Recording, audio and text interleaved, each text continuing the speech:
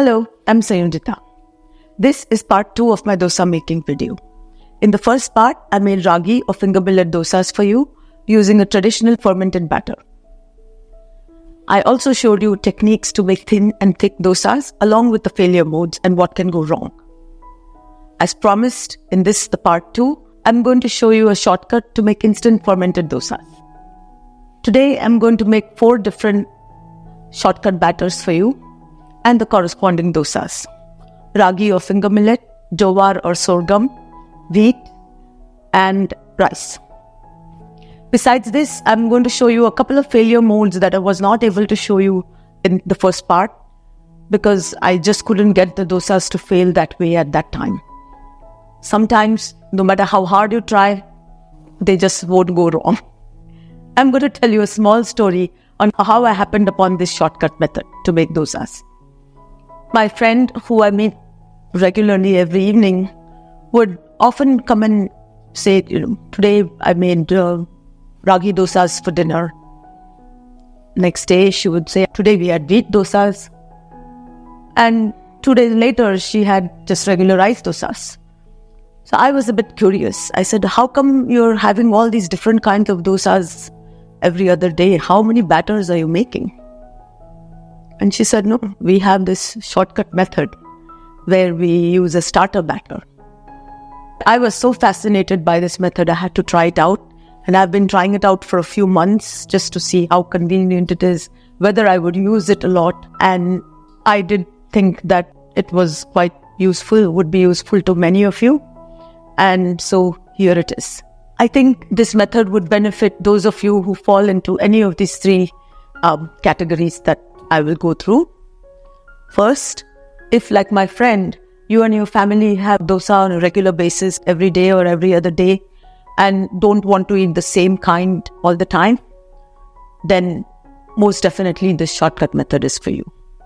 Second, if you're buying dosa batter because you find the traditional method of making fermented batter a little cumbersome and time consuming, then stay tuned. The shortcut method is much more manageable and will easily fit into your busy schedule.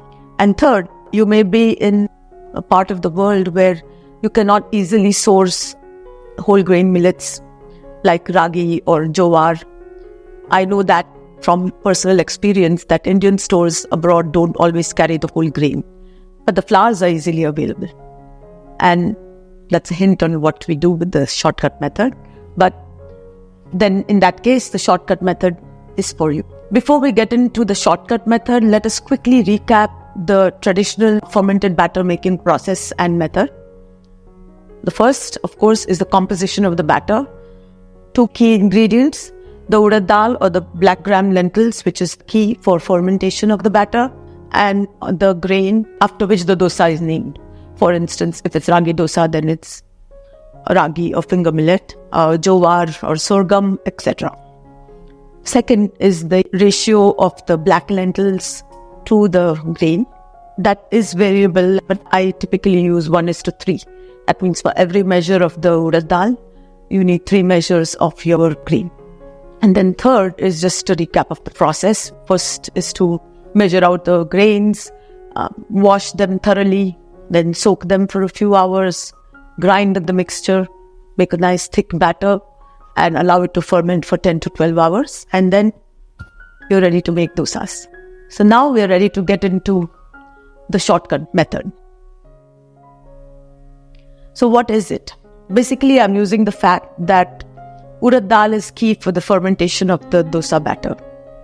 And then I'm using a concept of a starter for a starter batter, which is essentially fermented Urad Dal. And then we'll see how we make dosa batter from all that. The Urad Dal. I'm making a large quantity of the starter batter today. It makes about 40 to 50 dosa. You will probably not need as much, maybe half or 1/4 of this. Methi is not essential, but I would recommend it if you have it in your pantry. Let's wash our lentils. Wash thoroughly 2 to 3 times. Soak in about 1.5 times the water. It's about 8:45 in the morning, and I'm going to let this soak for about 1 to 2 hours. An hour and a half later, the dal is soft enough to grind and it has absorbed a lot of water. I will need about 3 batches to grind this. Of course, if you have only 1 or half cup of dal, then you could probably do this in one go.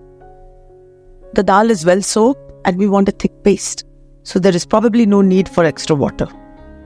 If you do need to, just use some of this soaking liquid. Here's the first batch. It was a breeze to grind. The dal is so soft. Compare that to grinding the lentil and millet or rice mixture. If you have made the traditional batter, you know that takes a little longer to grind, and there's also a lot of it. 4 times as much. In this case, for 2 cups of lentils, we would have 6 cups of rice, and that's a total of 8 cups of dry grains. That's a lot. And that's all of it.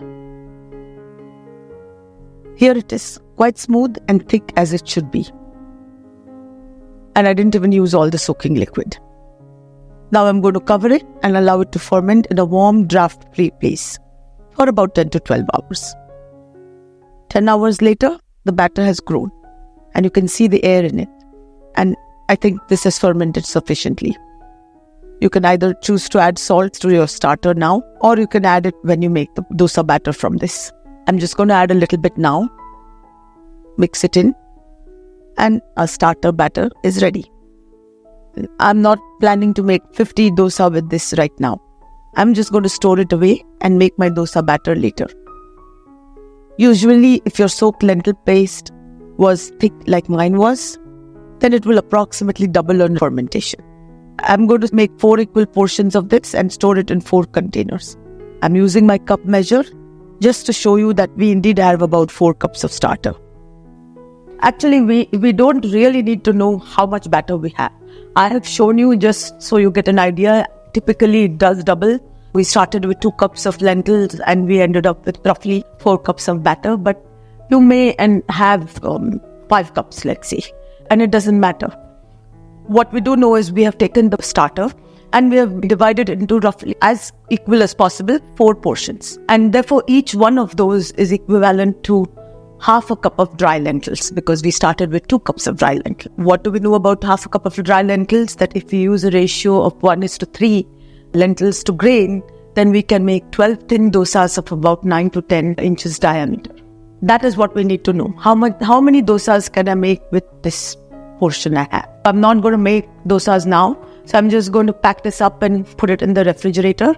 And then tomorrow I'll make dosa batters. This is the next day and I'm going to make now dosa batter from the starter. You could do this 3 days later from making the starter batter. And that's the beauty of this, because you can make the starter batter over the weekend and make your dosa batter whenever you feel like.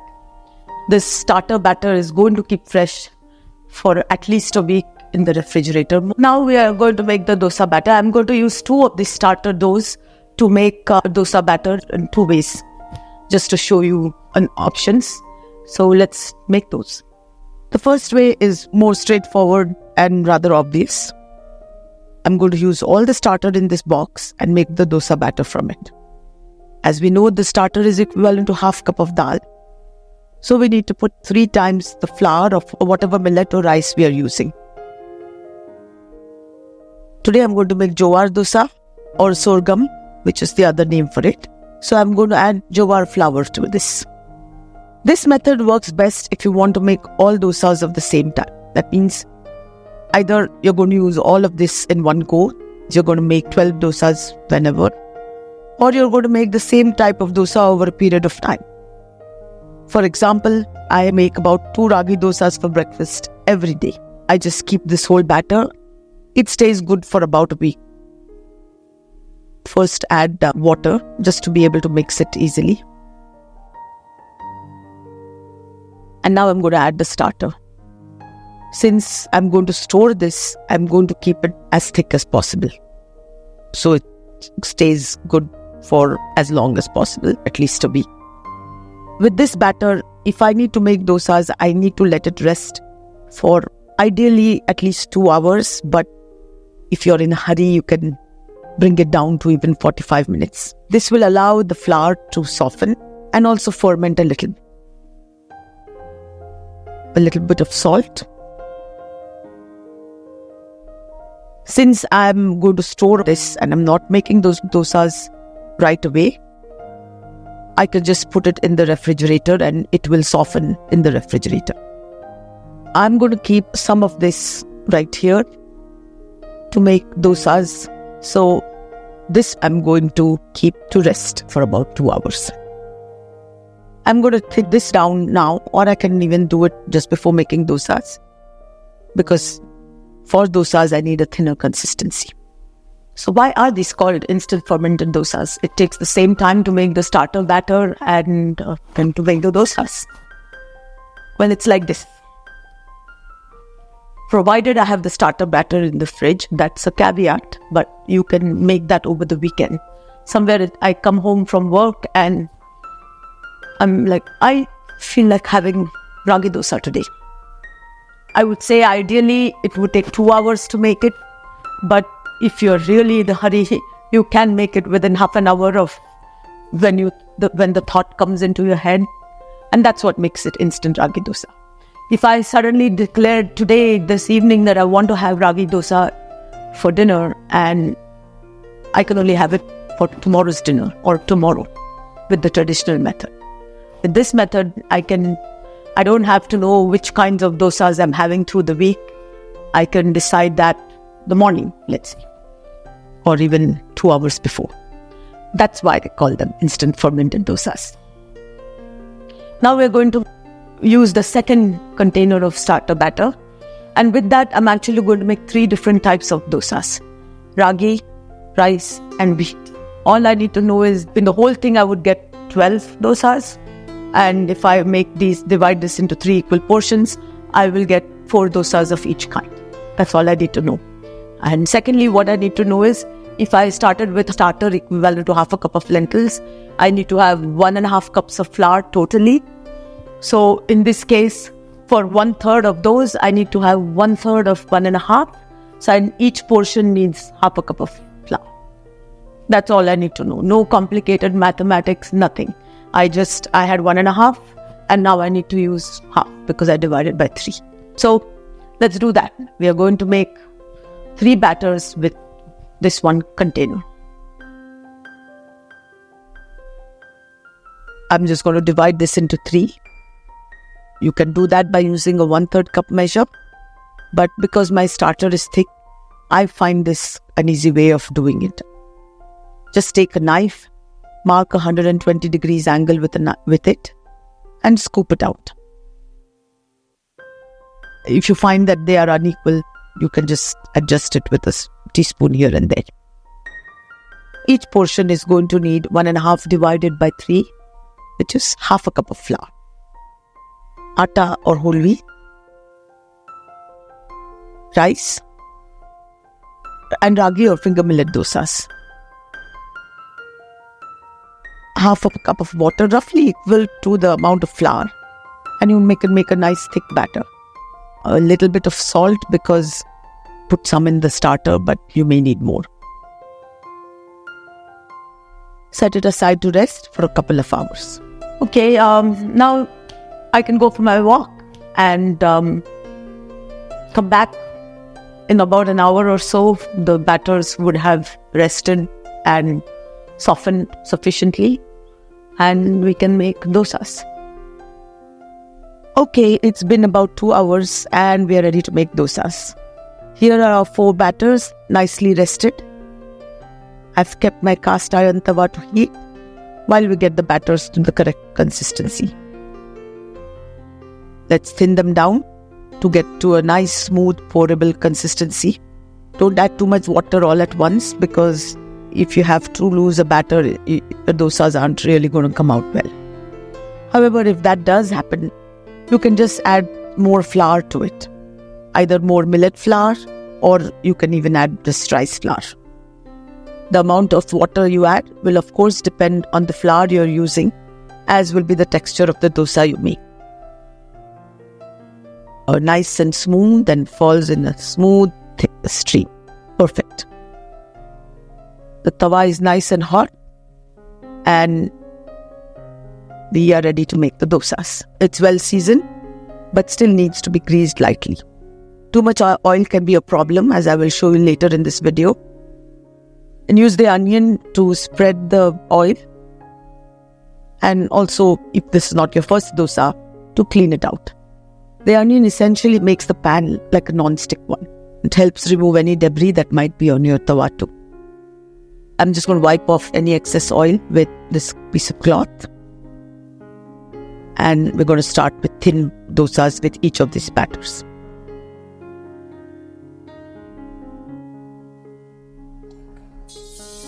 Pour in the batter and steadily move the ladle over the top in concentric circles to spread it out. That's it.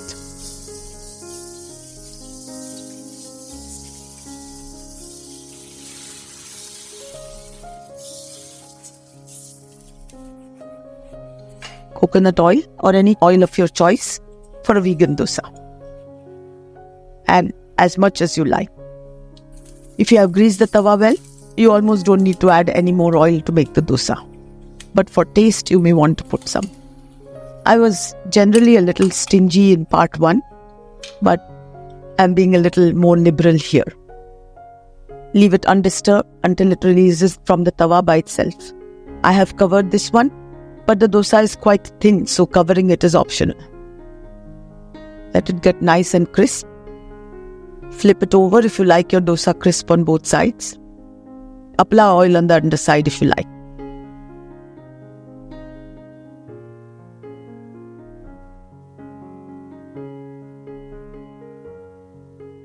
Fold and take it off. And drop it onto the plate. Let's check out the texture. Nice and crisp. Sprinkle water if your tawa is too hot, or just turn off the heat. Use the onion to clean off any stuck-on batter. And if you think you have too much oil, use the cloth to take it off. Next is the Jowar dosa. The same action. I'm just going to run through some of this. I'm going to use ghee instead of oil. It's become slightly lumpy on the side, and I think I was a little too slow to move my hand relative to the temperature of the tawa. May have been a little too hot, therefore I should have spread the batter a little faster. We'll use a lid here too. It's quite fine and still looks good. A little rough around the edge, that's all. And we're not always going to get perfect dosas, so it's just fine. Take a look at this. It's a rather beautiful dosa, golden brown and crisp.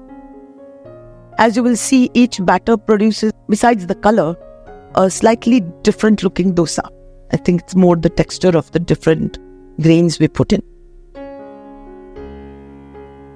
Next one is the wheat dosa, made with batter of chapati flour. And you can see it's a little bit glutinous as compared to the Jowar one. Otherwise, the color is more or less the same. A nice thin dosa, easy does it.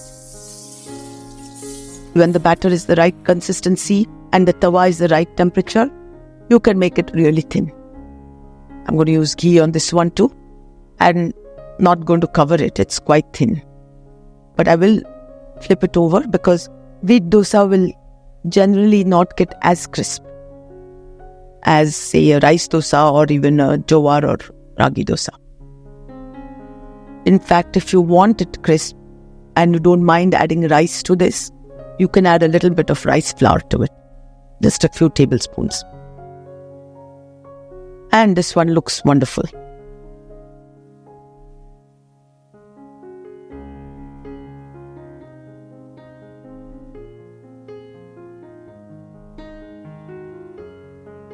The fourth batter is the rice one. I'm just going to run through some of this.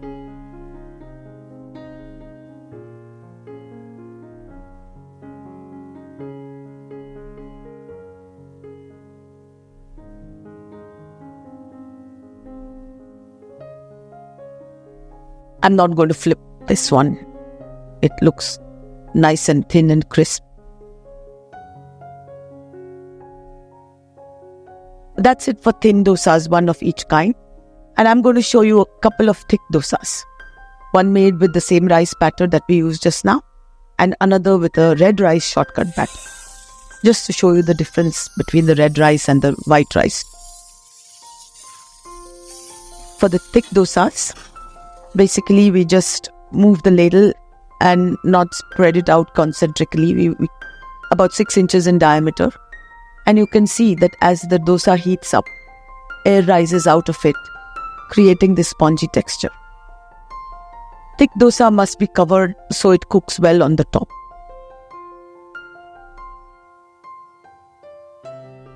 And let's take a look at it now. The underside is nice and crisp and beautiful. It's a pretty dosa. Actually, there's no need to flip a thick dosa. Sometimes you may destroy the spongy texture. I flipped it over to show you the other side. This is red rice batter. It looks different from white rice batter, but it's healthier because the rice is unpolished. It tastes much like rice dosa. You can also use brown rice. Here you have a good view of how the bubbles are rising. You might want to take a look at this spot. It doesn't seem to have cooked like the rest of the dosa.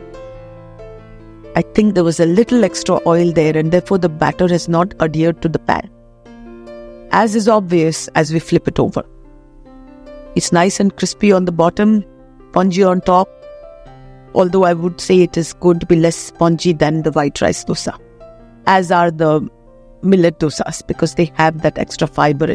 Now I'm going to show you a couple of failure modes that I was not able to show you in part 1. This first one is spreading the batter too quickly. The pan is already hot. And you can see as I'm spreading it, the kinds of holes we are seeing in the batter. That's because it's not sticking to the pan.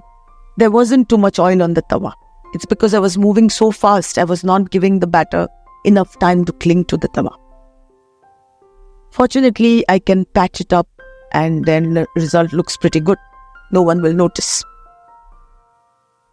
A similar phenomenon is when you have too much oil on the tawa.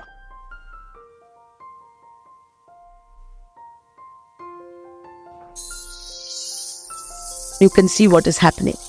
The batter is not sticking to the tawa and so it's actually remaining on the ladle. And as we move the ladle, the dosa is getting lifted off. This one is just not going to come off right. It will also get the same sort of holes we saw in the earlier one. And I'm not sure if you're making a thin dosa that you can patch it up. With a thick dosa, it's relatively easy patch. Here's one where the tawa is too hot. Let's see what happens.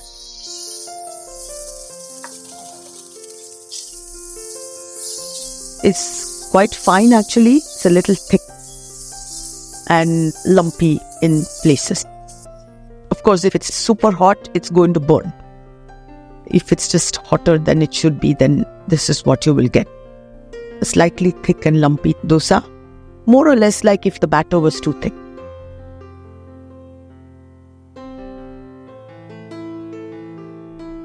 Here is an instant fermented rice dosa. You can see it's nice and crisp on the outside. And let's open it up. It's smaller than what I would normally make, but this is just extra.